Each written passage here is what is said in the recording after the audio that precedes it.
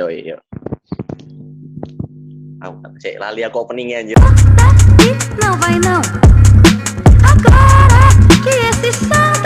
Yo, halo para penonton YouTube Sinematografi, kembali lagi di konten Sinematalk. Nah, kenapa kok Sinematografi bikin konten YouTube? Karena Sinematografi nggak cuma nonton, asik. Yoi. Topik berikutnya tentang LFP ini. Oke, tentang LFP ini sebelum perkenalan nih jelasin dulu nanti LFP itu apa dan kaitannya dengan sinematografi apa. Nah, ini sih jadi LFP itu salah satu proker divisi produksinya sinematografi UNER, di mana apa ya, seperti ada bikin film yang didanain oleh sinematografi. Jadi kayak rangkaiannya panjang ya, proposal dan sebagainya, pitching dan sebagainya juga difasilitasi oleh divisi produksi. Dan kita juga bahas film independen. Nah, sekarang langsung aja kenalan dulu sama mas-mas dan mbak-mbak yang keren nih gitu. Iya, Serah dari siapa dulu? Ada merekord dong anjir. Sopo di sini iki. Ayo wis opus ya, ayo yang di Mekah dulu ya, di Mekah. Sing paling ganteng ayo wit. Sembarang. Ayo Jod. Oh, ayo. Ya wis saya Mas Jody sih ya. Bingung aja. Aku Jody, LFP tahun lalu jadi orang yang idenya kepilih. Oke. Nah, jadi sutradara juga ya, Pak? Iya. Oke, Jod. Dari film Film Dulhan. Oke, film Dulhan dan jadi sutradara dan idenya kepilih dari Sinema 16. Lanjut ke Hamdi Abdillah. Loh, kok aku? Ayo Pak. Manut. Hamdi Abdillah juga dipilih tahun lalu idenya dari film Pretty. Oke, yoi. Dan sutradara juga ya langsung sekaligus. Ya, saudara juga. Lanjut yang paling cakep dan paling cantik dan paling susah sinyal dari tadi. Oh, Pak Wid. Tuh, suaranya hilang. Aku mikir dinyalakan sih, tolong. Kok di loh. Di mute anjir. Aku Widya. Tentunya aku kerosok. Aku Widya dari Sinema 16 dari film Wangsul. Film Wangsul. Idenya kepilih juga sutradara juga ya, Mas?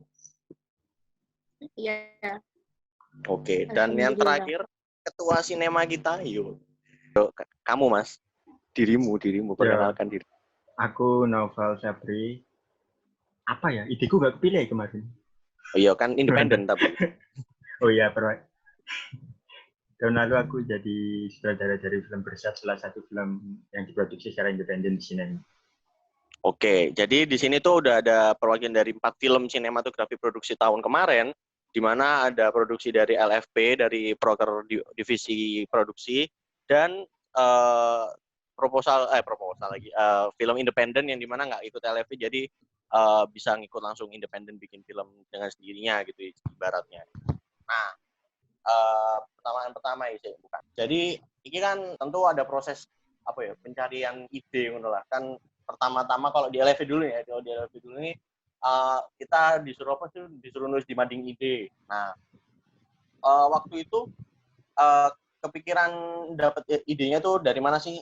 Dari keresahan atau bagaimana? Terus waktu itu sebenarnya kan kayak ide yang dipilih dari diri sendiri. Kalau aku kan waktu itu nyapit 3 ide.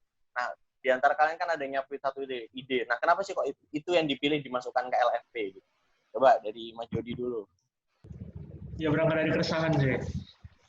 Semakin banyaknya terorisme di Indonesia, wis. Oh. Jadi sebenarnya apa ya? Buat prinsip dalam film pertama aku mau buat film yang aku nggak mau bikin yang bagus dulu. Aku nggak menargetkan filmku jadi bagus, tapi aku mau buat filmku itu yang beda sama yang lain. Jadi aku coba cari konsep film yang berbeda, yang walaupun hasilnya nggak bakal seperti ekspektasi, tapi seenggaknya bisa dikenali dari perbedaan itu. Dan aku nemu cerita yaitu film long take di dalam mobil yang isinya cuma ngomong-ngomong tok dan dikasih bumbu-bumbu yang nggak mainstream gitu. Oke. Jadi awalnya itu memang dari keresahan akan terorisme yang marak gitu ya. Nah, terus yang di waktu itu nulis apa premis sinopsis aja ya berarti ya waktu itu ya? Ya, Premis. Belum ada skripnya berarti. skripnya belum. Oh ya, mantap itu apa salah satu keresahan yang sangat itu ya apa menyentuh garis apa ya batas moral anjir kan Sangat apa ekstrim, sensitif iya. lah. Iya, sangat apa Sangat sensitif. Nah, ketika mikir ideku mau dimasukin ke FVP, apa pertimbangannya tuh nggak apa sangat susah apa wis langsung masukin aja lah nggak peduli gitu isunya sensitif dan sebagainya.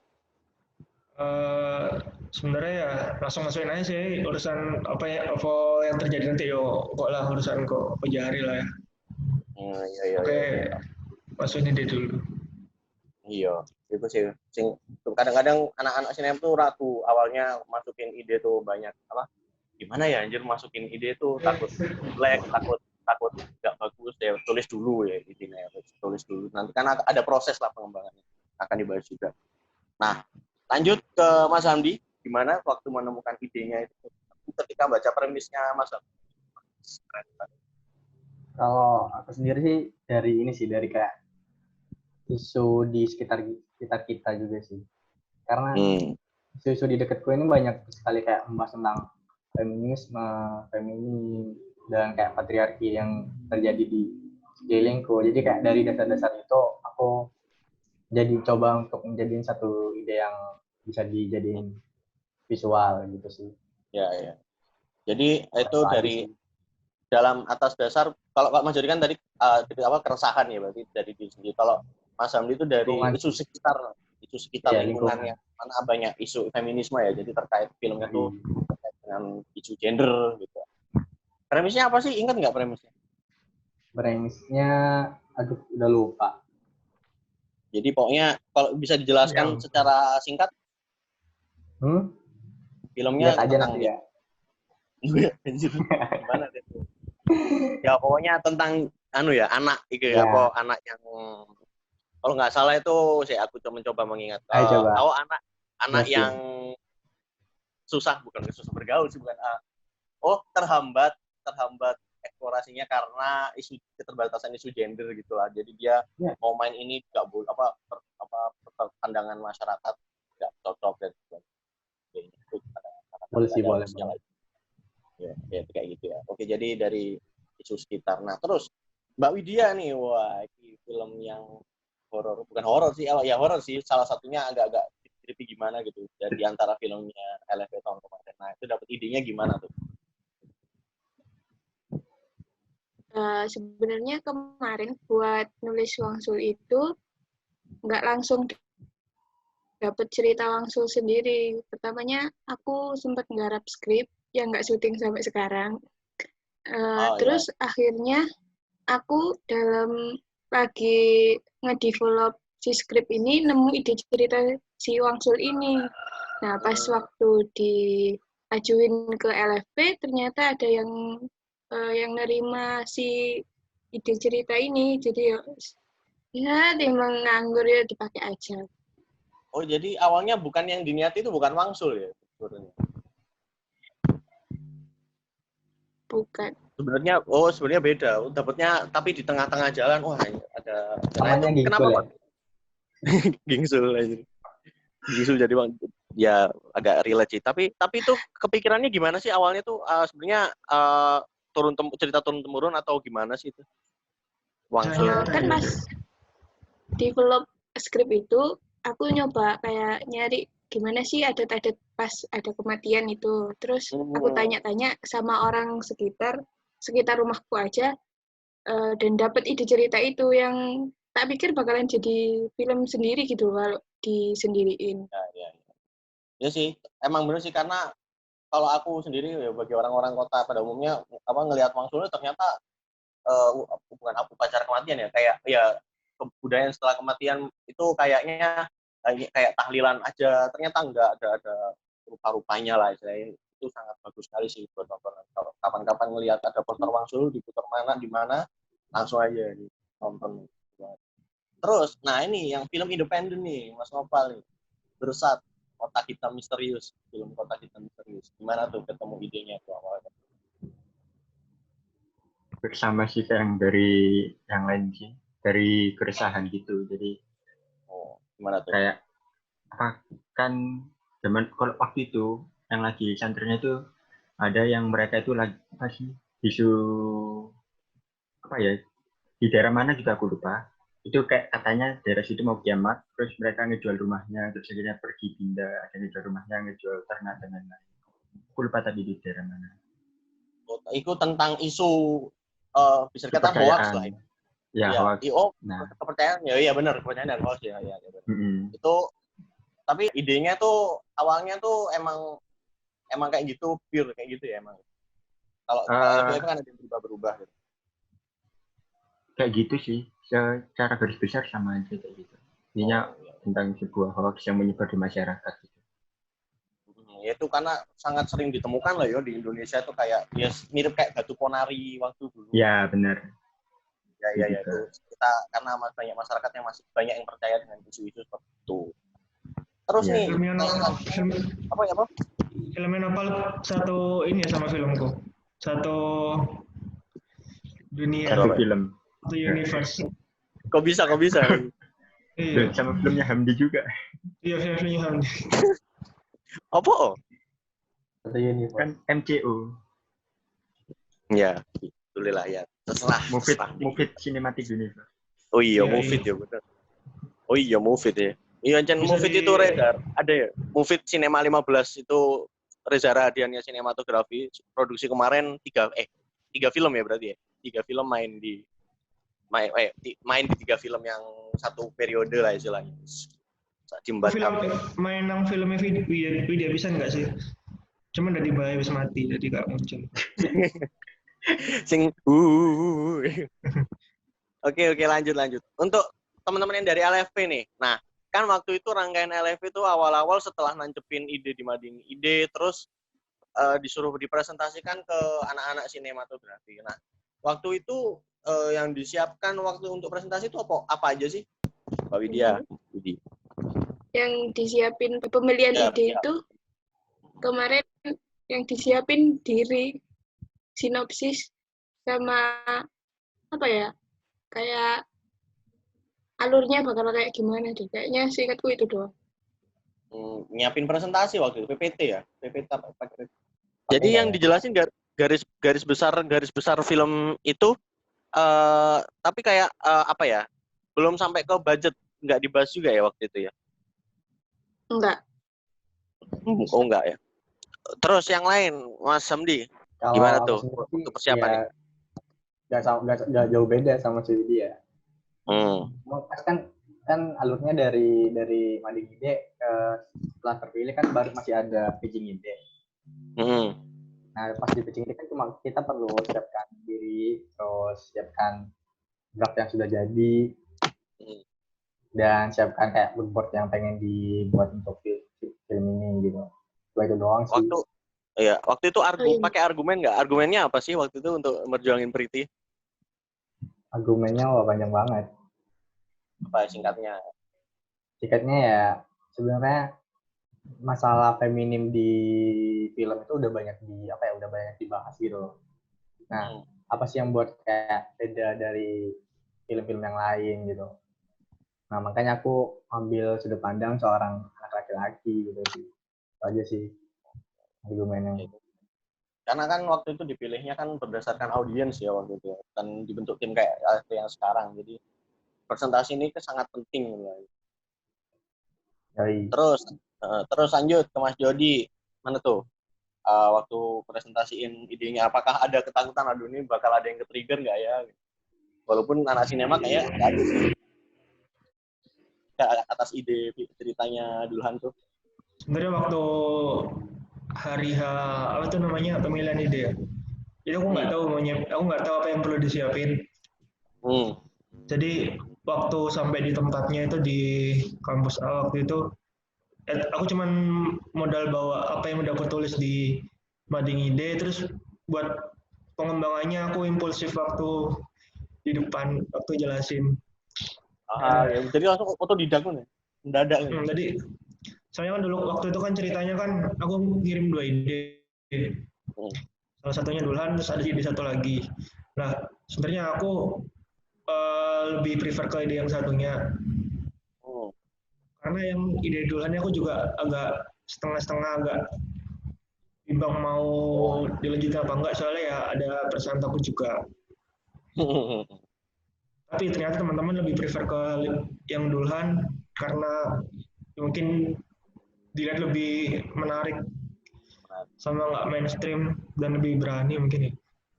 Akhirnya jadi kalau menurut Mas Jody faktor yang dianggap orang-orang milih ide Dulhan tuh ya karena itu ya tadi ya. Apa ada alasan lain ya kira-kira apa yang menjadi kenapa kok Dulhan ini banyak yang milih? Dari penjelasannya kah atau dari konsepnya apa ya? Ya. Aku sih sebenarnya tertarik juga buat memfilmkan ide yang Dulhan itu, cuman ya ada perasaan takut. Mungkin yang teman-teman yang lain nggak ada perasaan takut, jadi ya wis langsung nggak saya lah. Takut gitu tiba-tiba di tengah screening ada yang kan soalnya pinggir bubar yang kena nanti kan juga sutradaranya gitu, dia punya ide yang kena. Ini dirinya siapa ya? Iya. Aduh, ngeri sih tapi sih yang kalau diputar di screening gitu. Aduh enggak. Oke, sama sih tapi ada yang kelewat nih. Jadi buat Mbak Widya sama Mas Hamdi juga, ide apa sih yang menurut Mbak Widya sama Mas Hamdi ini idenya tuh dipilih sama teman-teman sinema? Apa sih kira-kira yang membuat dipilih? Jadi apa ada filmnya kah atau kah? Ya, kalau aku sendiri sih nggak tahu sih kenapa kok dipilih juga. Rasanya yang milih. Nggak ngerasanya kenapa tuh kira-kira? Rasanya dipilih. Nggak ngerasanya kenapa? Apa feeling ini soalnya penjelasanku lebih jelas dari teman-teman yang lain. Mungkin apa ya? Kan karena kita ke tahun kemarin itu tujuannya untuk festival. Mungkin lebih relate sih isu yang diangkat. Iya, paham. Ya. Karena isu gender banyak sekali ya ditemukan di festival kayak gitu. Ya aku juga ngerasa sih kayak penjelasan premisnya emang menggambarkan ingin ke arah ke sana.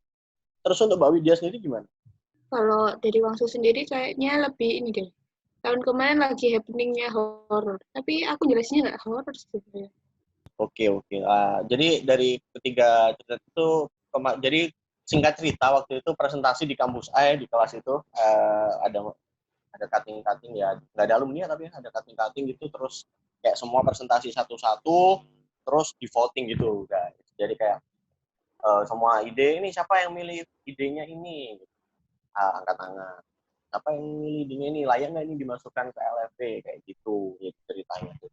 Karena LFP sendiri kan nggak sembarangan ide gitu, karena ada didanai lah istilahnya kayak gitu. Jadi harus dipilih gitu tanya. Nah, lanjut ke Mas Nopal itu waktu punya ide pertama kali bersatu kan kalau LFP kan hari pertama tuh udah langsung bisa milih-milih kru ya. Kalau Mas Nopal tuh waktu itu ketika dapat ide siapa sih yang pertama kali diceritain idenya dan pengen ngajak buat ayo bantuin aku bikin mewujudkan ide cerita ini jadi film? Itu sih kalau yang pertama tak cerita ini tuh kalau nggak salah Tius itu teman kita itu 516. Kenapa? Soalnya dulu udah pernah kerjasama sebelumnya di film lain. Jadi wis enak lah yo buat kerjasama gitu. Ya, jadi kayak ya sebenarnya waktu itu cuma tanya pendapat aja sih gimana nih kalau aku bikin film kayak gini, ceritanya kayak gini. Oh ya. Terus proses pemilihan krunya dari Mas Noval sendiri waktu itu atas dasar apa? Selain udah pernah syuting sebelumnya gitu ya. Emang lebihnya dari itu kenapa sih kau milih ini untuk dijadikan kru? Waktu itu aku kan milihnya berdramatis ya karena dia waktu itu sebagai produser. Pertimbangannya banyak sih sebenarnya sih waktu itu, kayak misalnya kalau nyari kamera apa dia anak ini rajin apa enggak, dia bisa megang kamera apa enggak, gitu sih. Ya, Standar kan. Tapi lebih ke yang penting bisa diajak kerjasama apa enggak, rajin apa enggak, itu sih yang ditekankan. Iya, yang bisa diajak kerjasama dalam artian kayak pernah ngelihat ini frekuensi nih bisa nih buat kerjasama sama aku ya. Jadi milih berdua aja tuh ya, itu kayak ngirim nama aku nggak dipilih ya, sedih. Tapi film berikutnya aku dipilih sih. Kan udah ikut yang lain. Oh iya ya, masa sih belum waktu itu.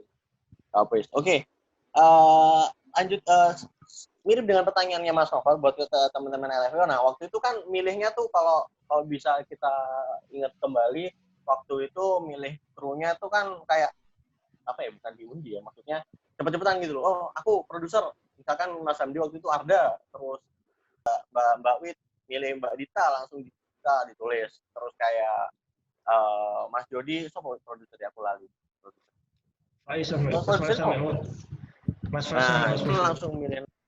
Nah, waktu itu karena keterdesakan, gimana sih, atas dasar apa sih milih krunya tuh, gimana aku bisa yakin sama anak-anak ini gitu.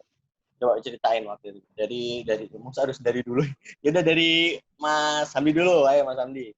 Kalau aku dari produser dulu ya, dari produser memang kayak sebelum presentasi ini tuh kayak Mas Arda udah kayak nawarin gitu. Dia udah nyobain. Jadi emang kayak ya udah ayo gitu. Nah, setelah itu kan setelah ada produser baru kita memilih kepala departemen kan. Nah, kepala departemen ini aku milih yang satu frekuensi sama aku, yang bisa diajak kerja sama atau yang udah bisa atau udah yang kerja sama aku gitu loh.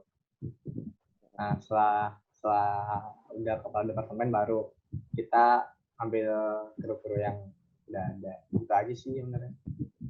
Waktu itu ngebebasin kepala departemennya ya, milihnya nyamannya ya, apa gimana? Iya. Kalau kepala departemen tuh milih-milihan. Iya, aku cepet-cepetan ya. Iya. Iya.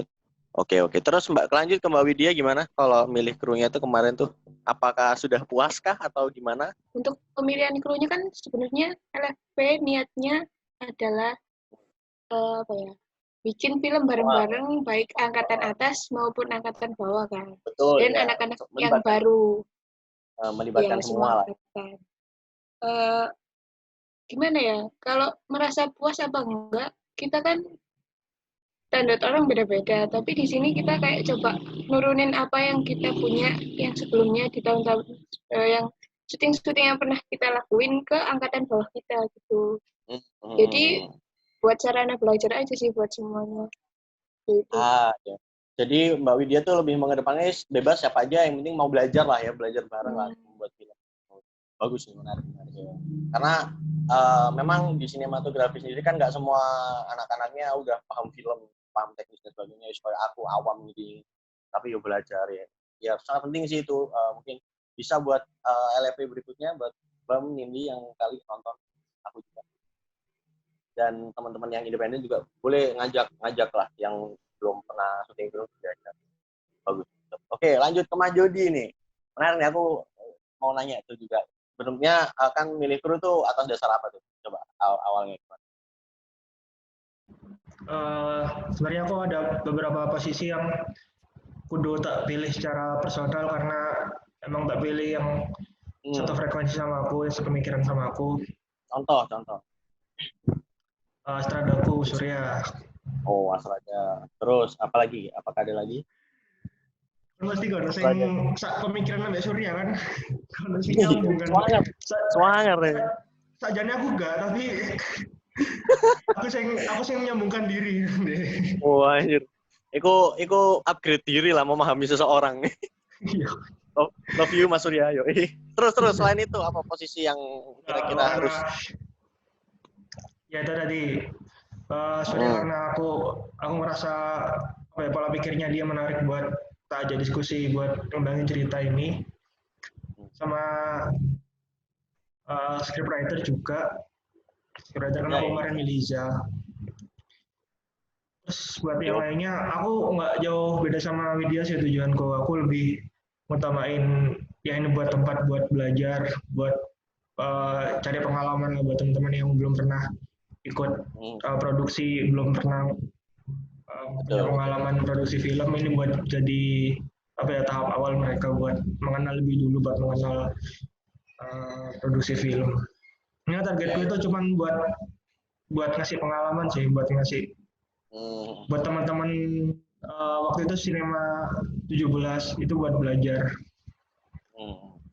Nah, ini pertanyaan menarik nih kan, kembali lagi seperti bahasan sebelumnya, ide Mas Jody sensitif. Apa nggak takut juga sih anjir ada tiba-tiba sekru yang ide ceritanya kayak gini ya? Kira-kira gimana tuh? Nggak sevisi lah tiba-tiba. Karena kan waktu itu kan nggak ngobrol dulu anjir, langsung udah masukin. Itu tuh gimana tuh awal perkiraannya? Apakah bener kayak prediksiku ada kepikiran kayak gitu? Ini sih buat yang itu aku mengantisipasinya itu dengan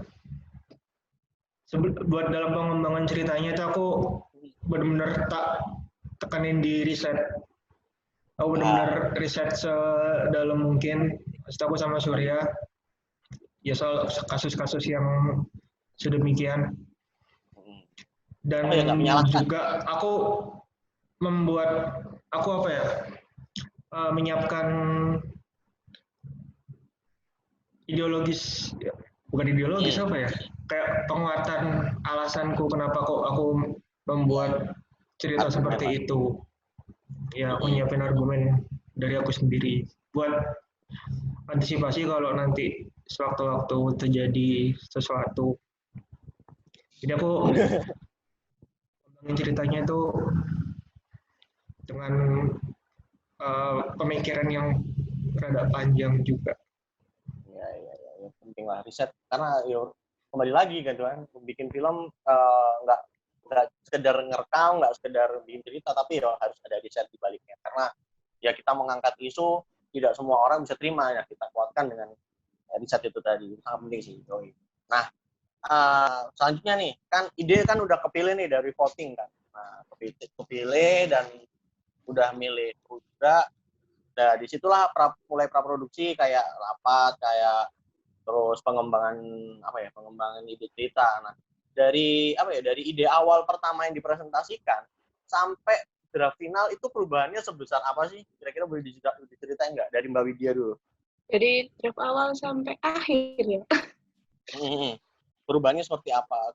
Terus siapa yang nge-pitchingin waktu itu, yang bener ya? Iya, tim-timnya yang nilai skrip, yang ngembangin skrip develop.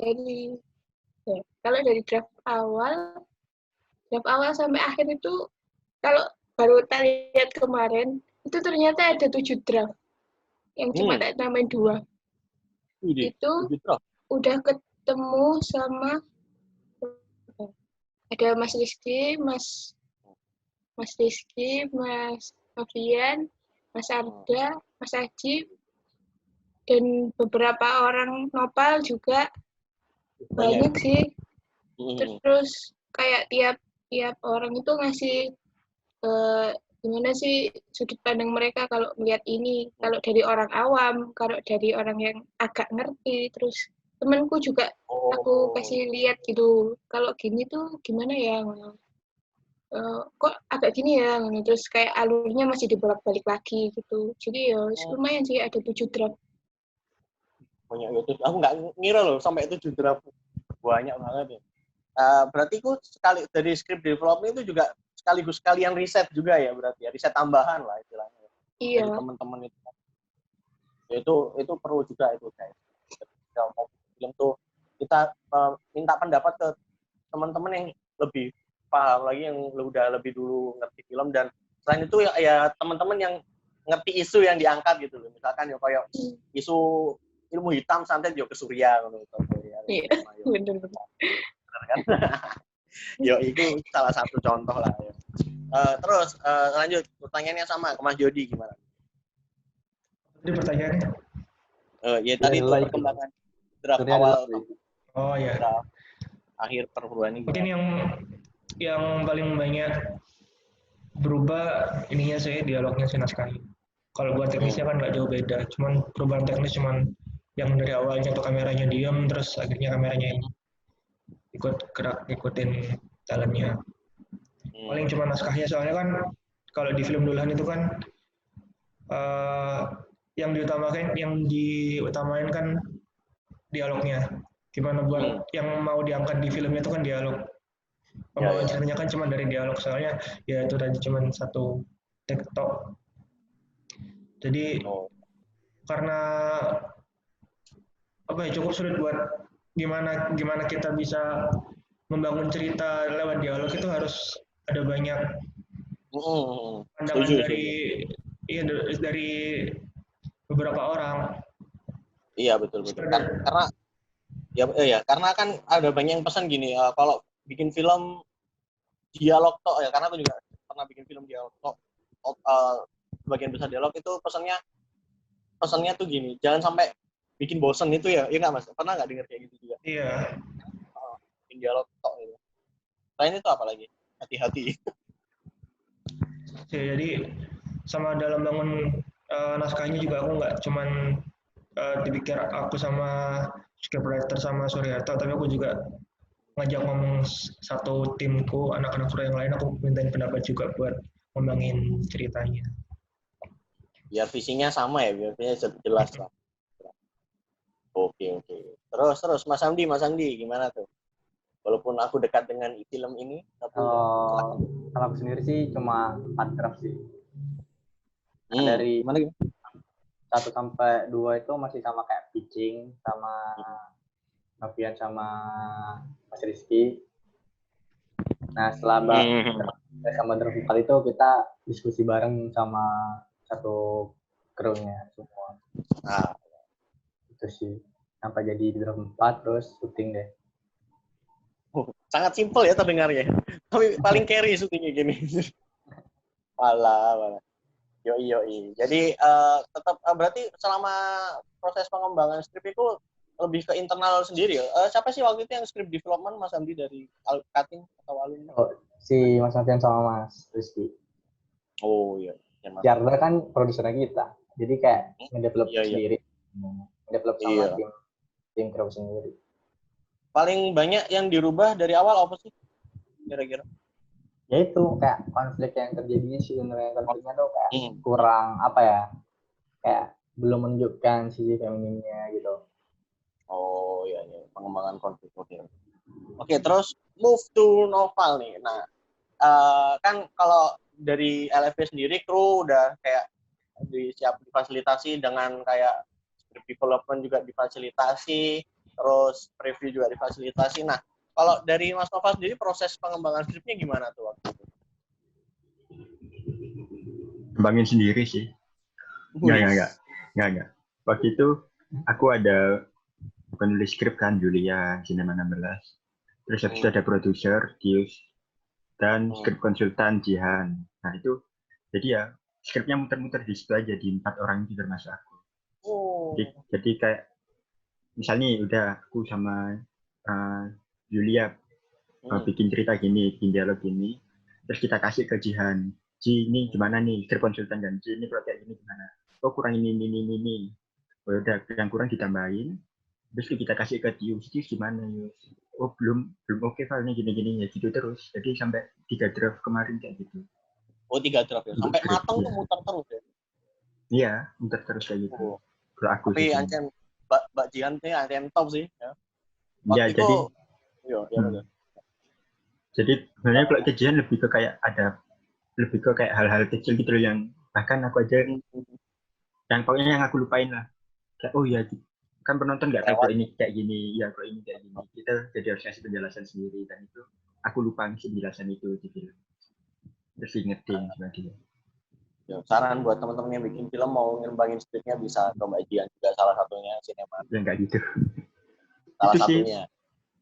Nggak harus sih, tapi bisa coba peer review juga ke orang lain siapapun itu. Pasti yang nggak ngerti tentang filmnya.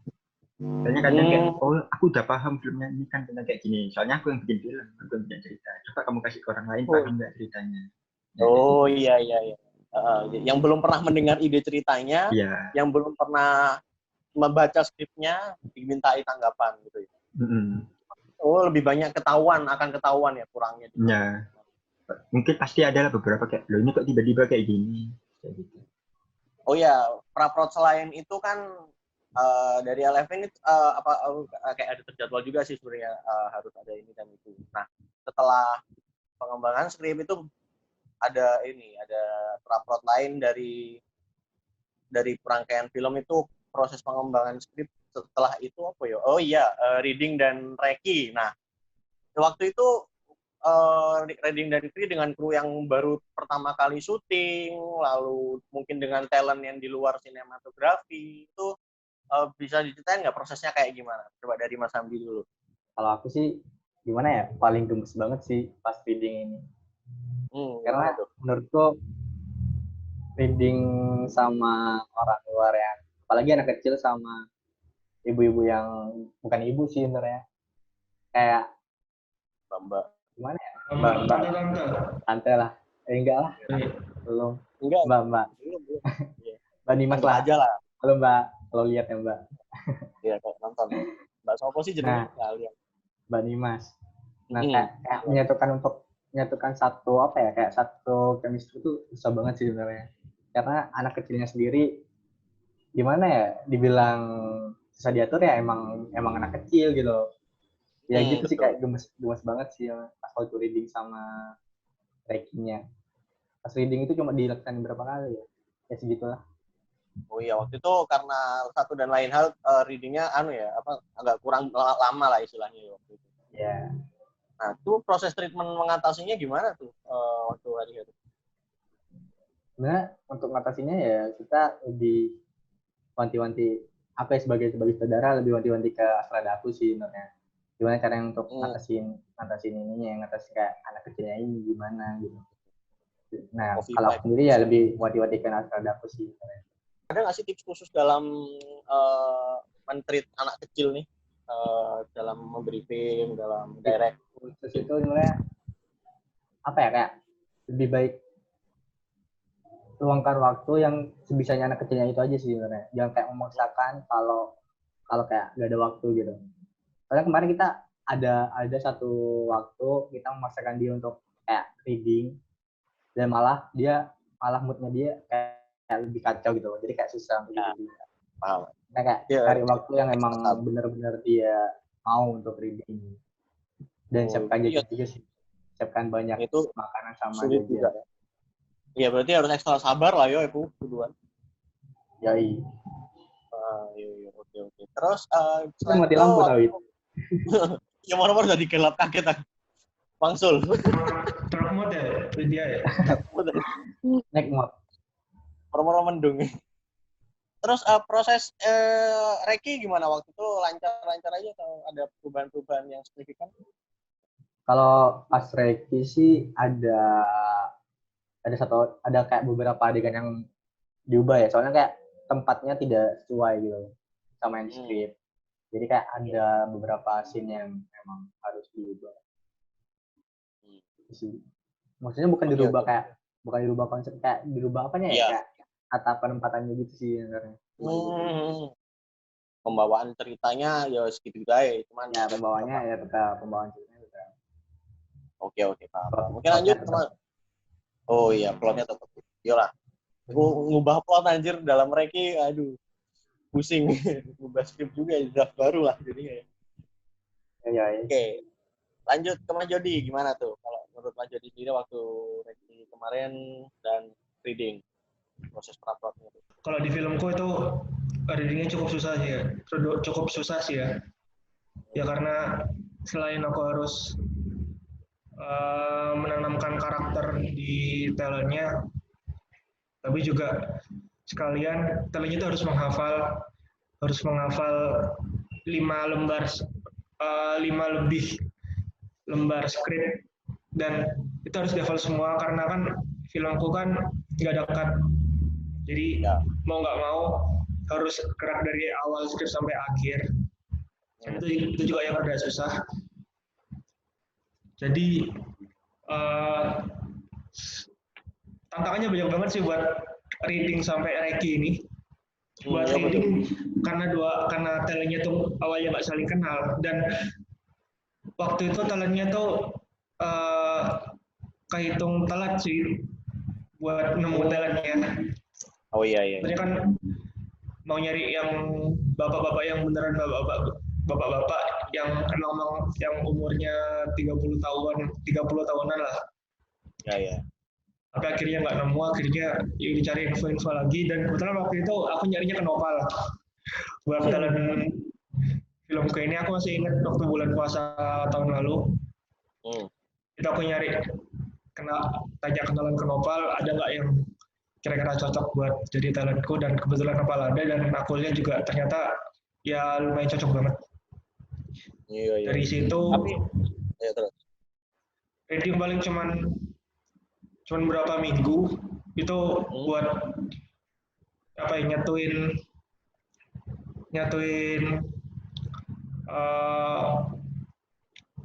dialog ke antar dua talent yang nggak saling kenal awalnya. Terus juga talentnya juga suruh menghafal, terus suruh meragain ekspresinya juga, karena kan ya nanti waktu produksi nggak boleh di-cut, nggak boleh gagal lah, talentnya harus siap. Harus menguasain satu skrip ini dalam satu kali take, menguasain mimiknya, menguasain ekspresi sama dialognya, ya kayak gitu itu. Terus buat yang apa sih? Iya, nggak lanjut. Buat Reiki-nya itu rada lucu sih dulu waktu Reiki. Jadi kita Reiki H-1 itu kita udah nyari angkot yang mau dipakai buat syuting. Oh iya. Kita pakai Reiki sampai maghrib. Nah, waktu selesai Reiki, terus bilang ke supir angkotnya nanti mau dipakai lagi waktu itu hari Sabtu. Nah, supir angkotnya nggak bisa ternyata. Jadi Reiki-nya tuh Reiki di angkot itu sia-sia karena ternyata angkotnya itu nggak bisa dipakai waktu hari syutingnya. Terpaksa langsung nyari angkot lagi kan, dan habis nemu angkot waktu itu kebetulan di terminal itu udah sepi, angkotnya udah sepi, terus ada satu angkot datang yang bentuknya tuh sama kayak angkot yang dipakai Reiki, dan langsung ditanyain bisa dipakai nggak buat besok, dan untungnya alhamdulillah bisa. Dan ya wes kita langsung pakai angkot yang baru ketemu itu, yang nggak kita pakai waktu Reiki. Iya, jadi buat besoknya ya aku jari menel lah. Itu sing nego siapa Mas? Lintang Mas. Juragan. Yang nego produsernya Mas Kufit, soalnya kebetulan orang angkotnya itu orang Madura, dan ngomongnya juga yang bisa lebih nyambungkan Mas Kufit juga buat nego-negonya. Jadi ya kita beruntung punya Mas Mufid di situ, dan cocok wes jodoh itu. Iya. Berapa kali take Mas iku Mas?